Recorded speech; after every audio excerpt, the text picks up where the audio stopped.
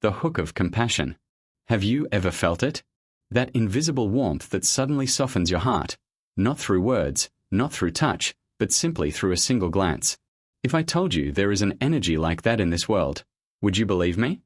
I want to begin today with something very ordinary, something you might have witnessed yourself. Imagine this. A child is riding an old bicycle on a small, uneven road.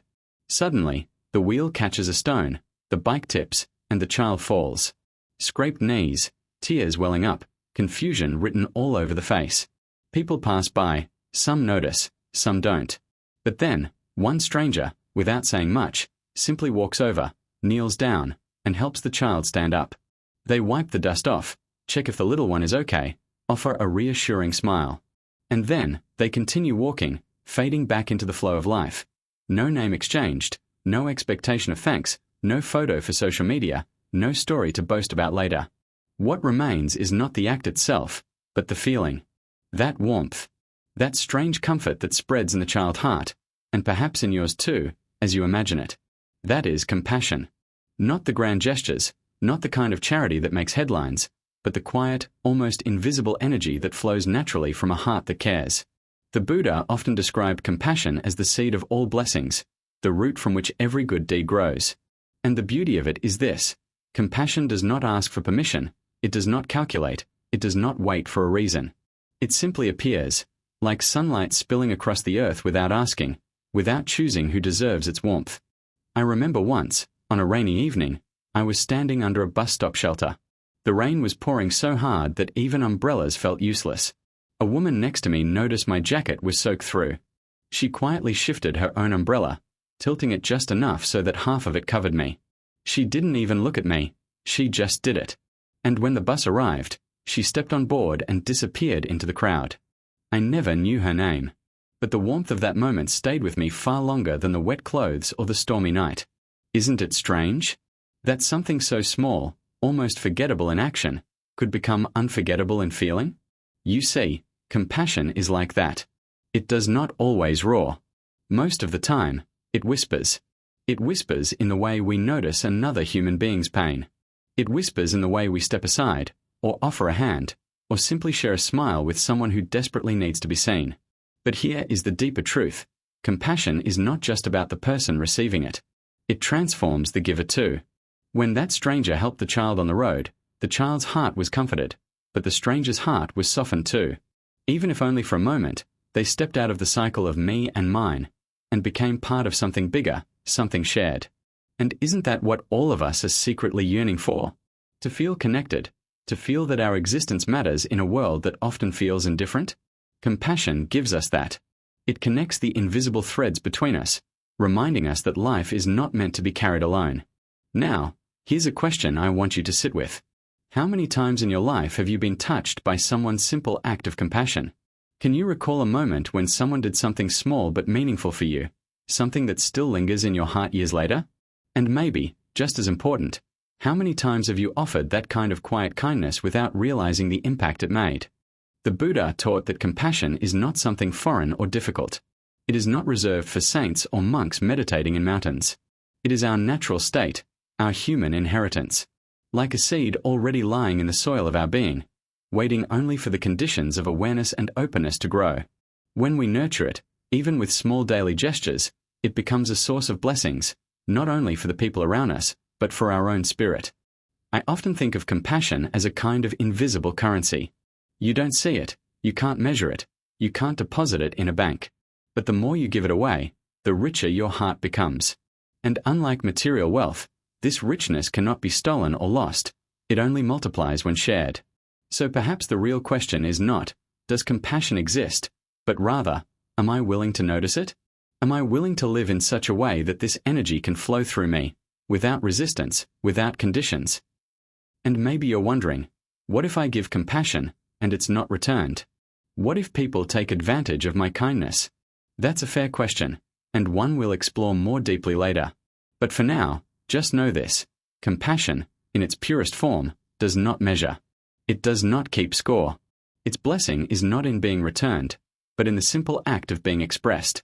When you water a flower, the flower may bloom, or it may not. But in that act of watering, you have already chosen life, already chosen beauty. Compassion is the same. The world may not always respond, but your heart, in offering, already transforms. So as we begin this journey together, let this first story remind us, compassion is not something extraordinary. It is ordinary, but it carries extraordinary power.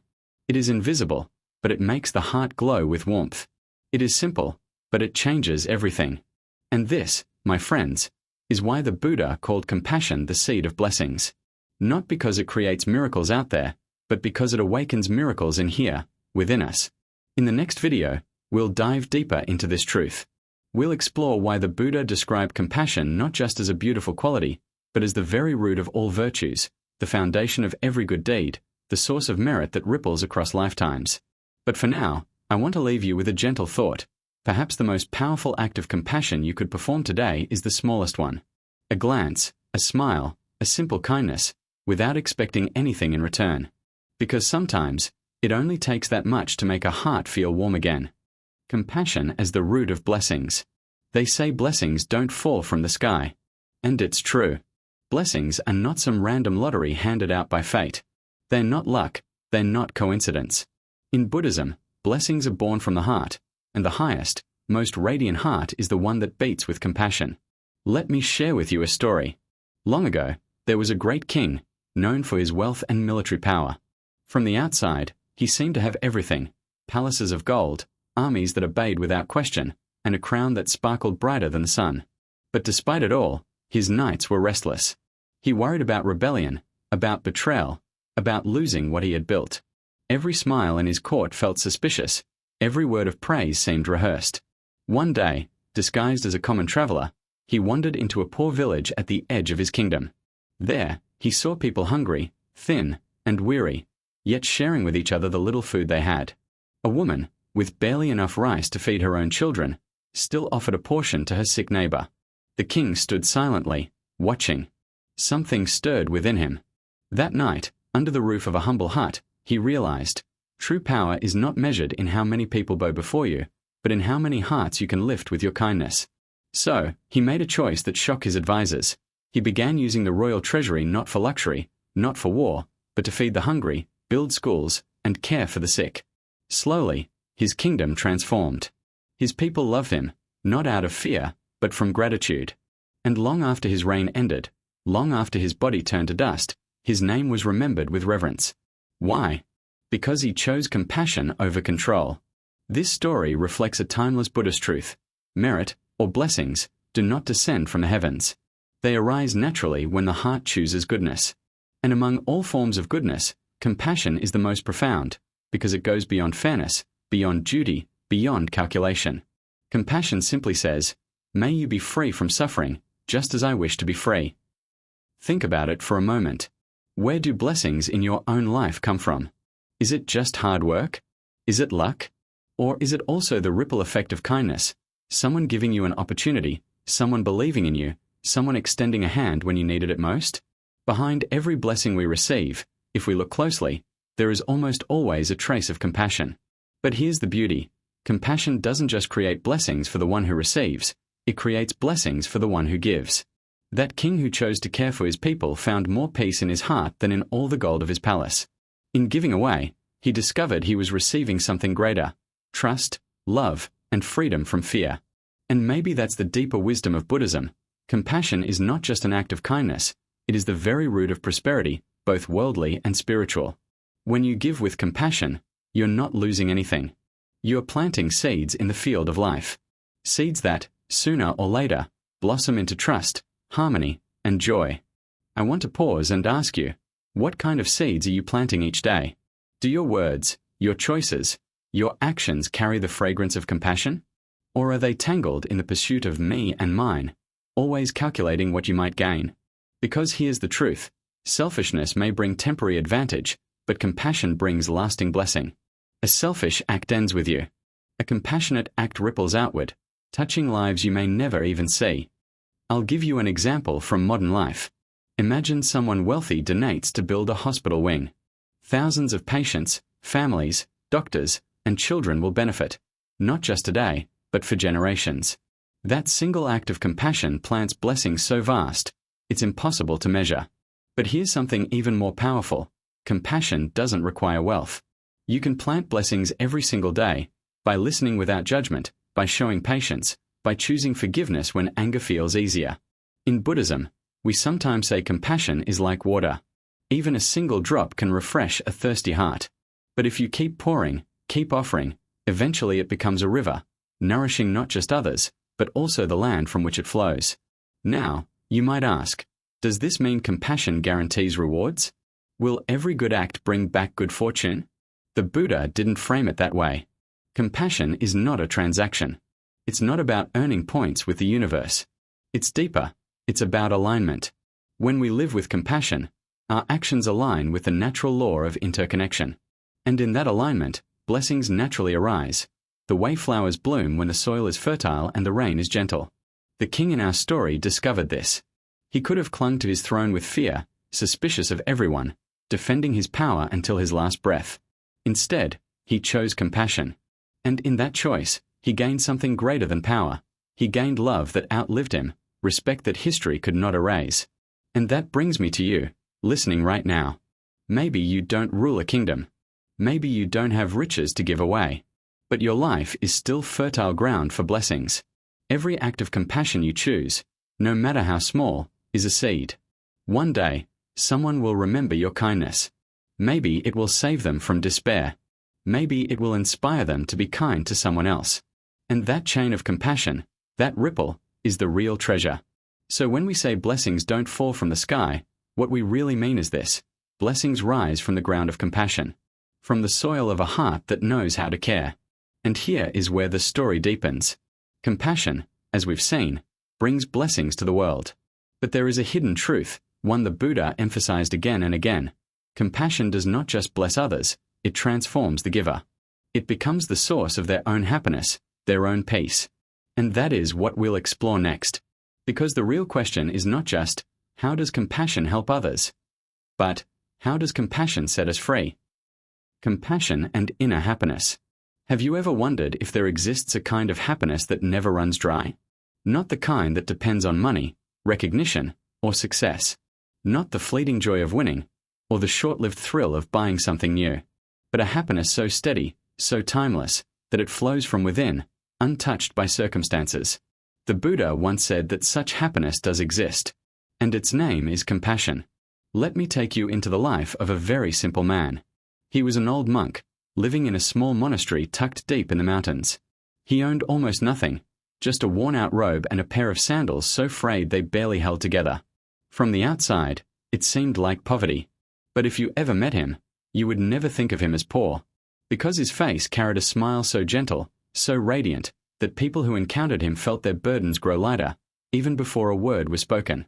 Travelers who visited his monastery often asked, "Master, how can you smile like that when you have so little?" And he would laugh softly and say, "Because I have enough. And because when I see your suffering, my heart wishes only to ease it. That wish alone makes me happy."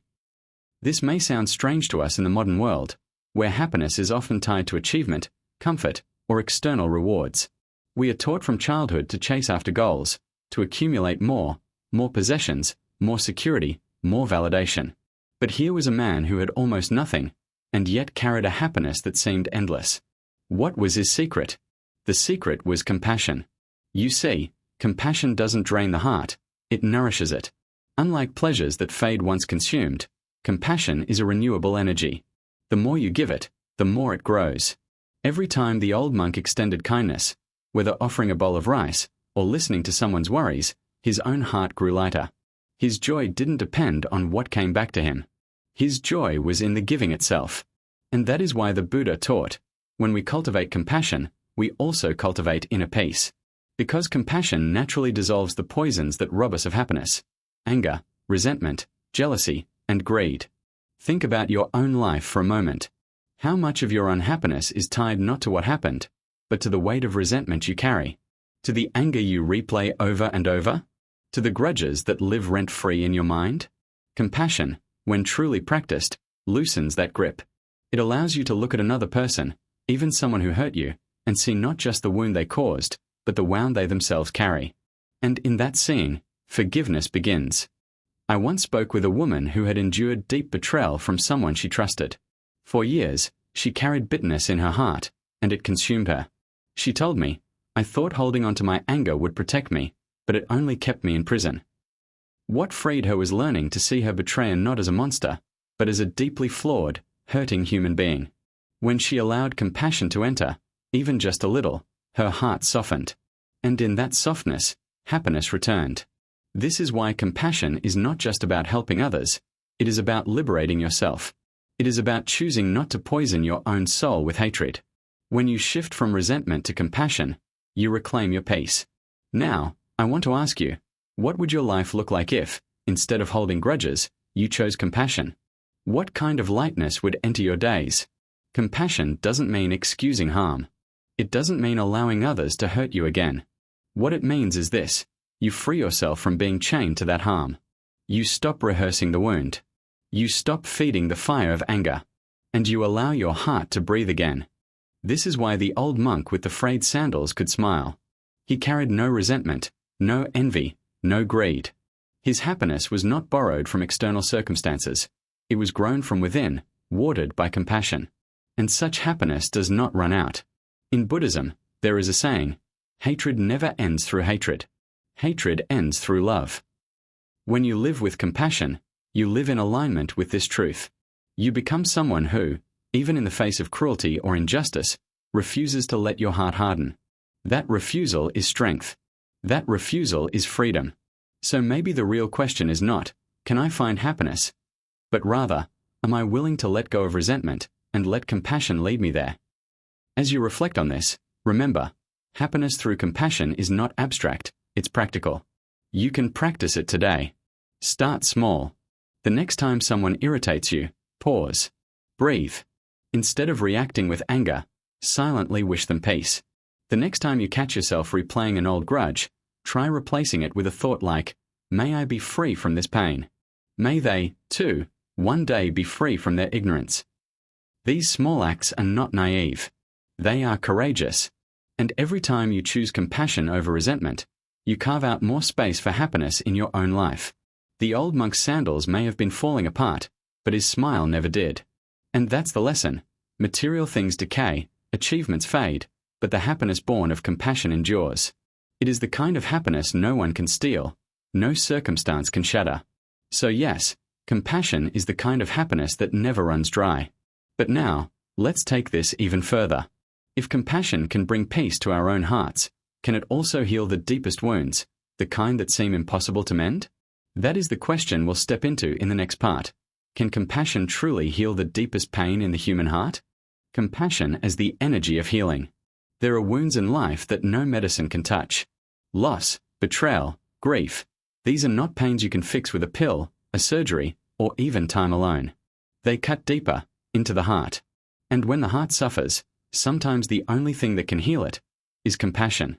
Let me share with you a story. There was once a mother who lost her only child. Her grief was overwhelming. She wandered from house to house, begging anyone she met, "Please, help me bring my son back." Some people turned away. Some pitied her but said nothing. Others shook their heads, powerless. Finally, someone led her to a community of monks. She came before them, broken and desperate, clutching her child's lifeless body, and pleaded, "Please, I've heard you carry wisdom. Bring my boy back to me." The monks didn't offer miracles. They didn't pretend they could change the reality of death. What they offered instead was something more subtle, yet infinitely more powerful: compassion. They welcomed her. They sat with her. They didn't argue against her pain, nor did they tell her to move on or be strong. Instead, they allowed her to cry.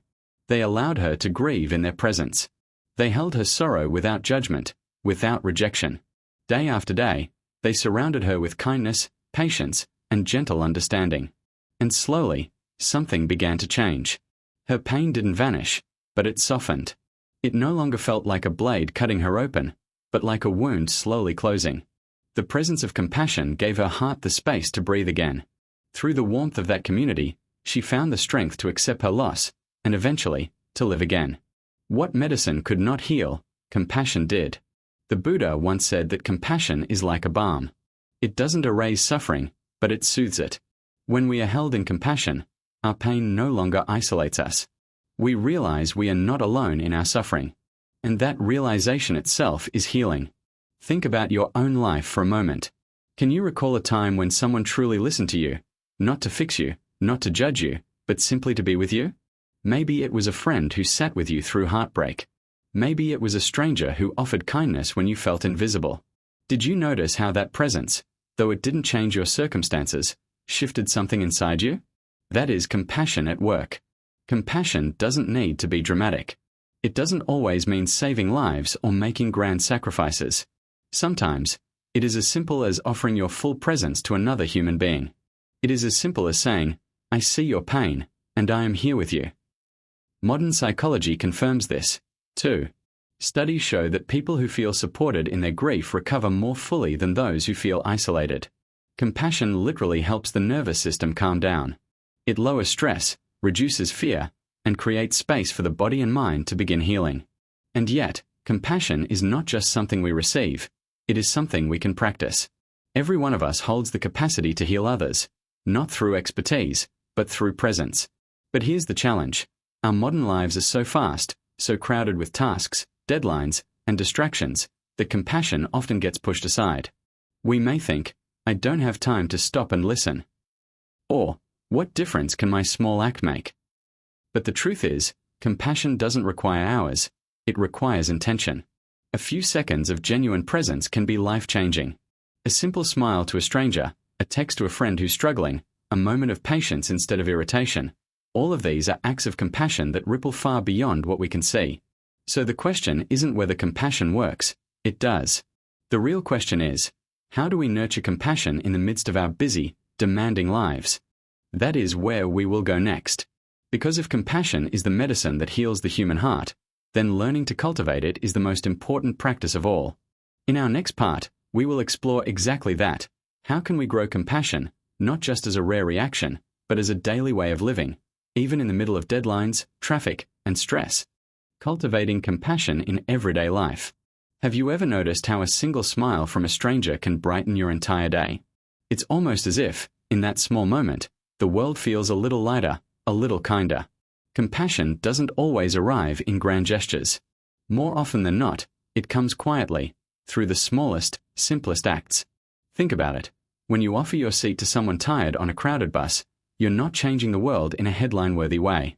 But for that person, for that one moment, their burden feels lighter.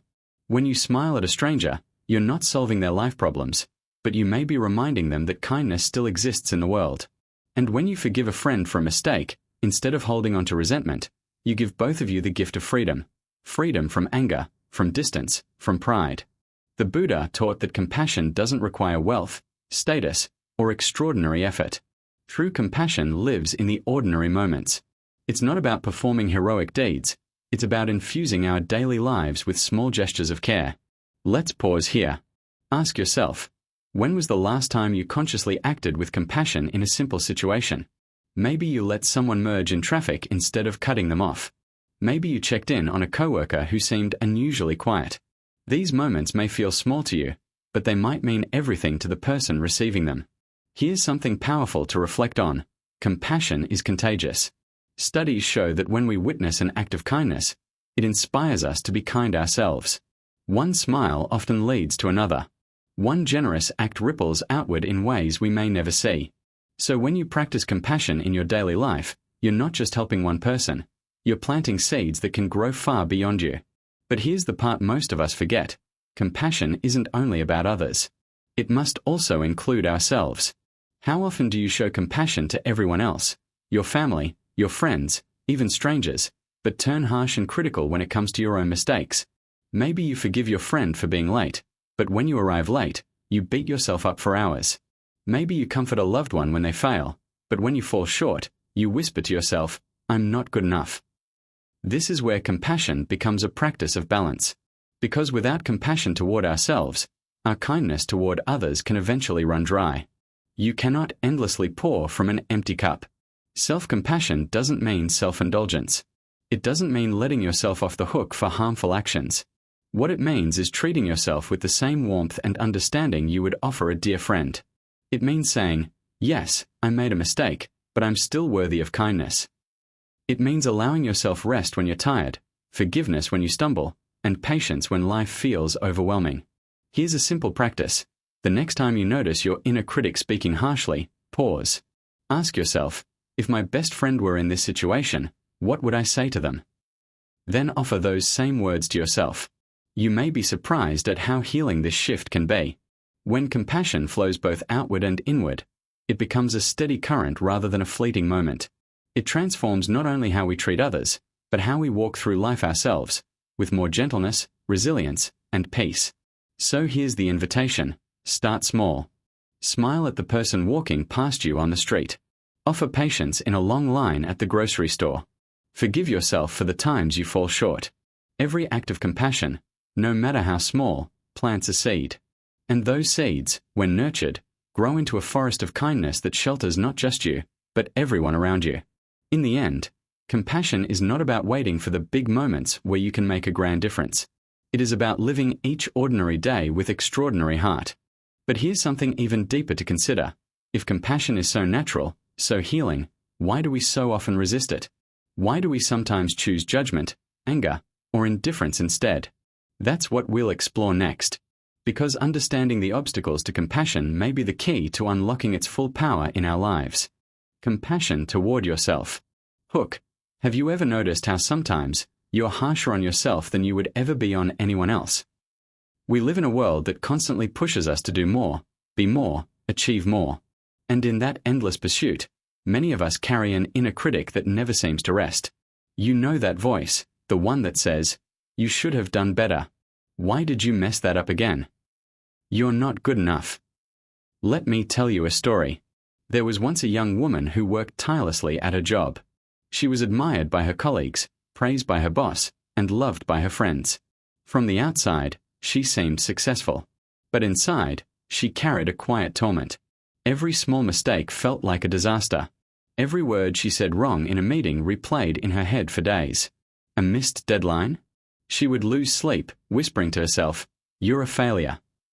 She gave compassion to everyone else. She comforted her friends, encouraged her coworkers, even forgave strangers who wronged her.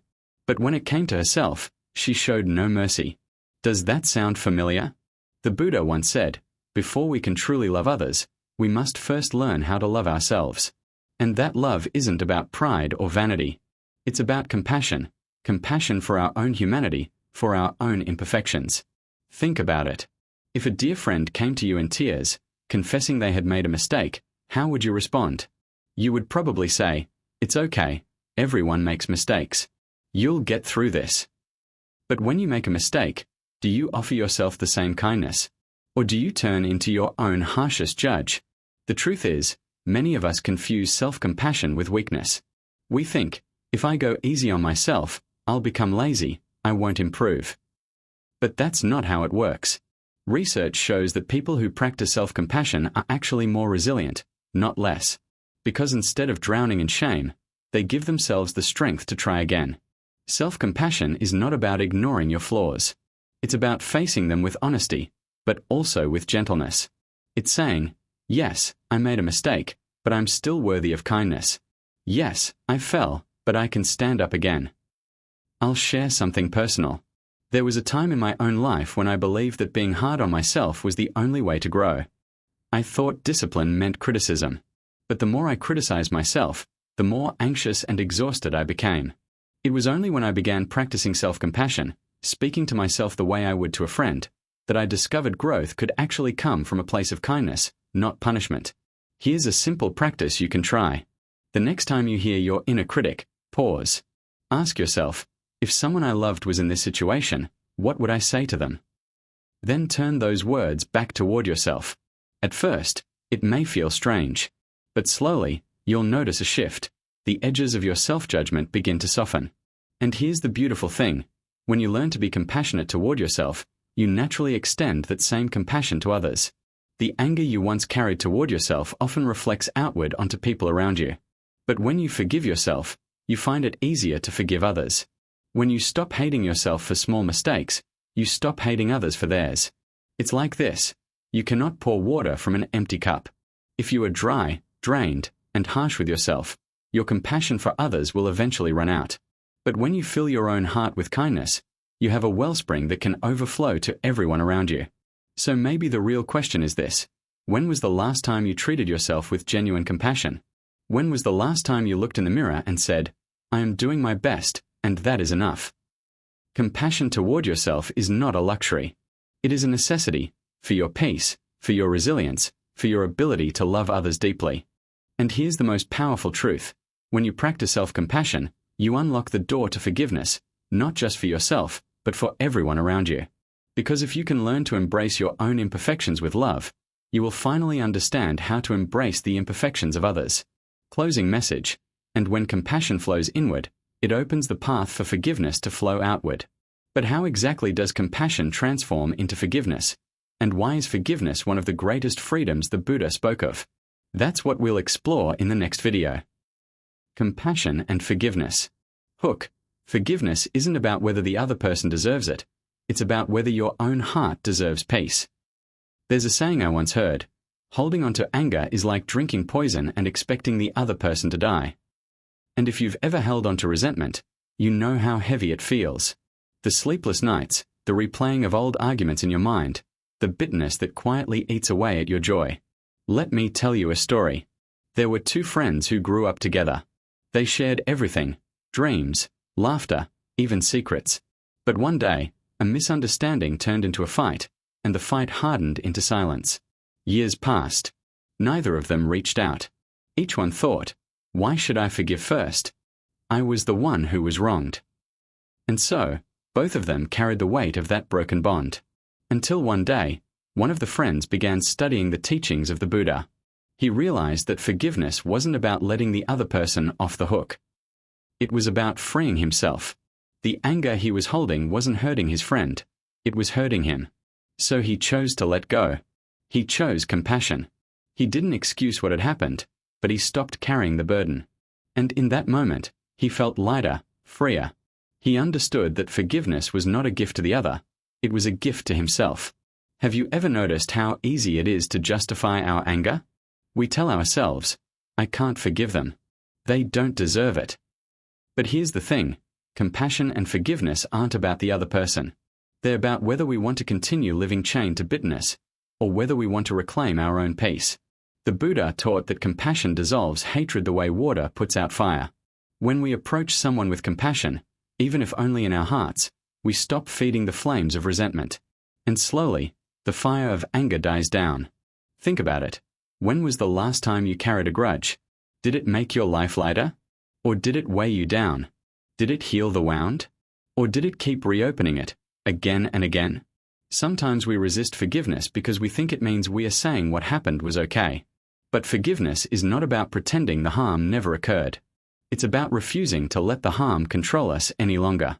I remember a time in my own life when I struggled deeply with forgiveness.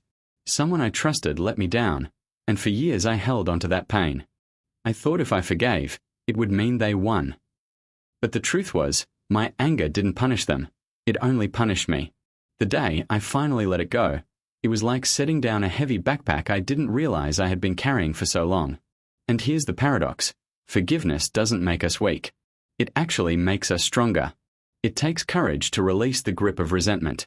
It takes wisdom to see that compassion is more powerful than revenge. But let's widen the lens a little. Forgiveness isn't just a personal act. Compassion has the power to transform entire communities, even entire societies. History gives us remarkable examples. Think of Nelson Mandela, who spent 27 years in prison and walked out without hatred in his heart. He forgave, not because the injustice wasn't real, but because he knew his nation could not heal without compassion. If he had chosen anger, South Africa might have drowned in civil war. Instead, his forgiveness opened a door to reconciliation. That is the true power of compassion. It not only heals individuals, it heals nations. So let me ask you, who in your life are you still holding in the prison of your anger? And more importantly, are you willing to release yourself from that prison? Forgiveness doesn't happen overnight. It's a process. Some wounds take years to heal. But even the smallest step toward compassion begins to soften the chains of resentment. And with each step, you breathe a little easier. The Buddha said, "Hatred does not cease by hatred, but only by love. This is the eternal law. When we forgive, we stop the cycle of harm. We no longer pass our pain forward to others. We choose peace over poison.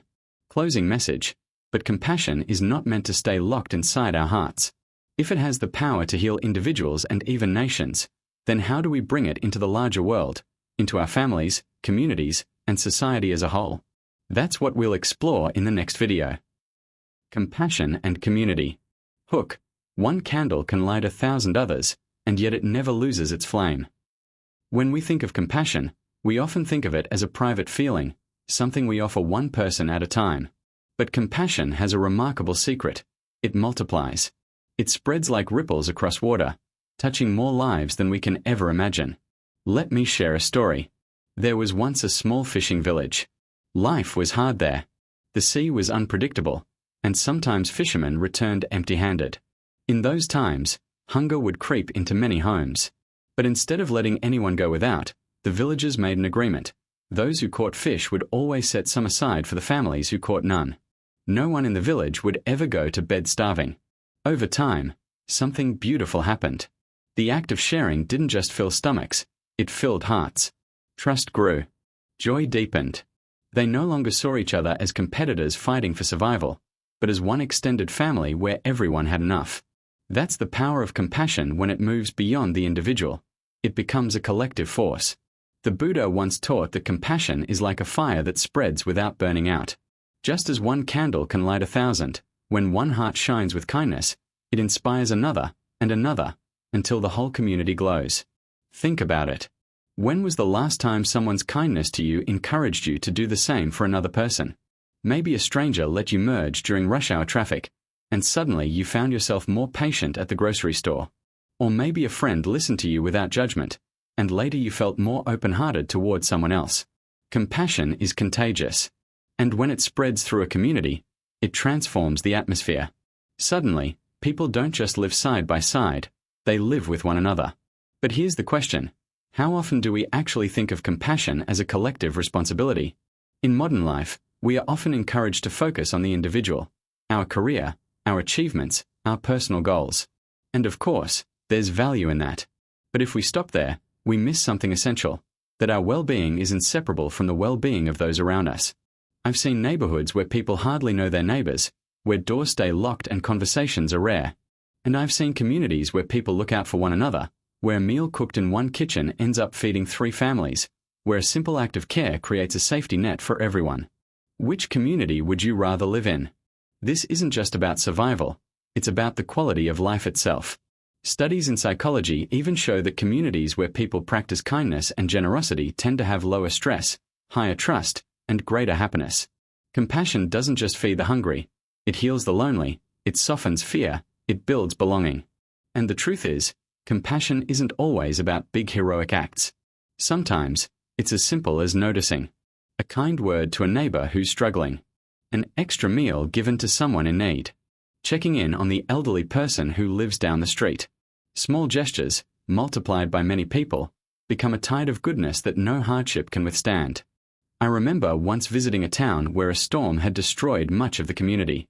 Homes were damaged, businesses shut down. And yet, what struck me most was not the devastation.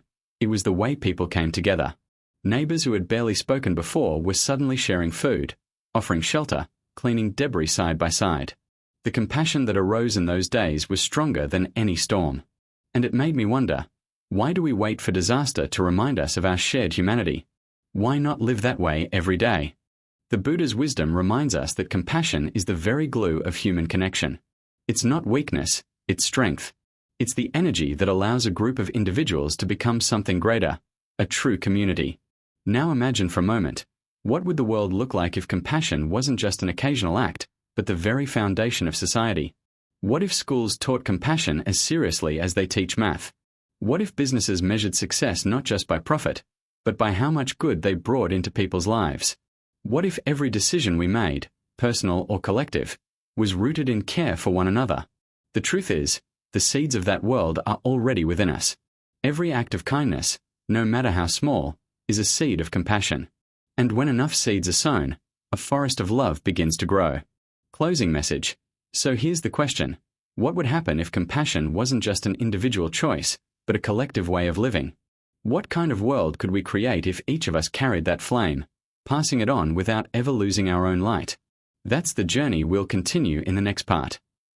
Compassion and the world. Hook. Wars begin with hatred, but peace begins with compassion. When we hear the word compassion, we often think of something small, an act of kindness between two people, a gentle smile, a forgiving word. But what if compassion wasn't just a personal virtue? What if it was the very foundation of global peace? History gives us powerful examples. Think of leaders who, instead of choosing revenge, chose forgiveness. Leaders who saw beyond the cycle of anger and retaliation, and in doing so, spared millions from suffering. Nelson Mandela, after spending 27 years in prison, walked out not with a clenched fist but with an open hand. He could have sought vengeance against those who had oppressed him and his people. Instead, he chose reconciliation. That single choice helped steer South Africa away from civil war. Or look to the life of Mahatma Gandhi. In a time when violence seemed inevitable, he insisted on the path of nonviolence and compassion. His belief that true strength lay in love rather than hatred shook the British Empire to its core, and his example went on to inspire movements for justice and peace across the world. These are not just political stories. They are human stories. They show us that compassion is not weakness. It is the greatest strength, the only power that can break the endless chain of hatred.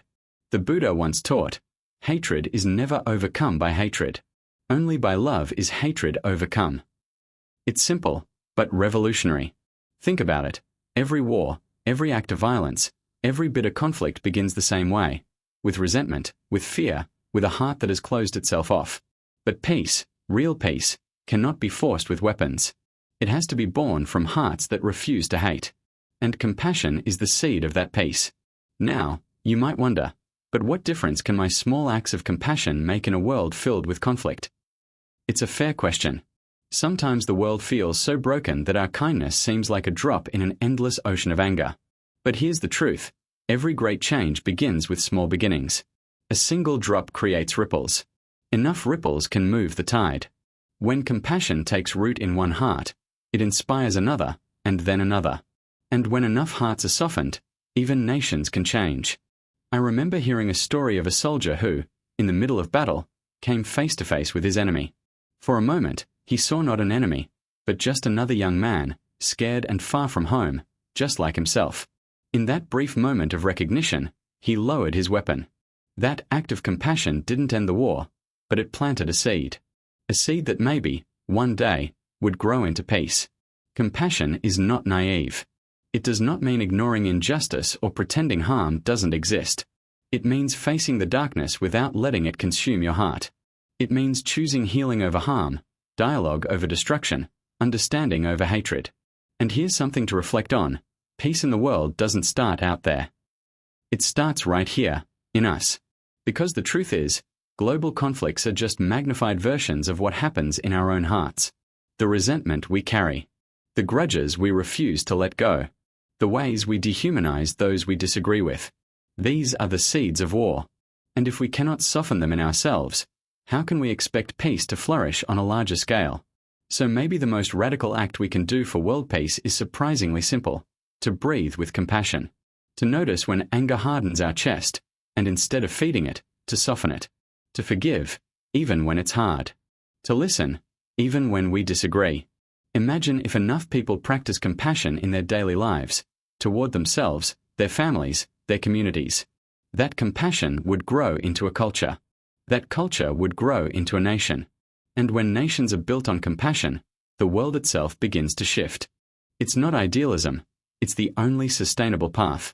Because history has already shown us, hatred only breeds more hatred, but compassion has the power to stop the cycle. Closing message. Wars begin with hatred, but peace begins with compassion. And that peace doesn't have to wait for the world to change. It begins right now, in this very breath, in your own heart. So the question is, are we willing to nurture that seed of compassion and let it grow into a world where peace is more than just a dream? Compassion, the breath of life. Hook. Try this with me. Take a slow breath in, and as you breathe out, imagine sending a blessing to the whole world. Have you ever noticed how the breath is always there for us? Quiet, steady, asking for nothing, yet giving us life with every moment. Most of the time, we take it for granted. But the Buddha taught that within the breath lies a hidden power, the power to cultivate compassion. There's a practice called metta meditation, or loving-kindness meditation. It's simple, but profound. You sit quietly, close your eyes, and with every breath, you generate compassion. First for yourself, because if you cannot care for your own heart, how can you truly care for others? You breathe in and silently say, "May I be well. May I be safe. May I be at peace." Then, you extend that wish outward, to someone you love. May you be well. May you be safe. May you be at peace. Then further still, to someone neutral, maybe the barista who makes your morning coffee, the neighbor you barely know. May you be well. May you be safe. May you be at peace. And then comes the most challenging part. You send compassion to someone you struggle with, someone who may have hurt you, disappointed you, or stirred anger in your heart. You breathe in and think, "May you, too, be well. May you be safe. May you be at peace." It's not easy. At first, it may feel forced, even uncomfortable. But with time, something softens. The walls we build inside begin to crumble, and compassion flows more freely. What's remarkable about this practice is that it doesn't require any special tools. Just your breath, your awareness, and your willingness to let go. Every compassionate breath is like planting a seed into the universe. You may not see its fruit immediately, but the energy is real, it ripples outward. Science even confirms this. Studies show that people who practice loving-kindness meditation regularly experience less stress, greater resilience, and even measurable changes in the brain regions linked to empathy and joy. Compassion literally reshapes the way we experience life. But more than brain scans or data, you can feel it for yourself. The moment you sit down, breathe, and send out kindness, your heart feels lighter. It's as if you're no longer alone. You're connected to something larger, something alive in every corner of existence.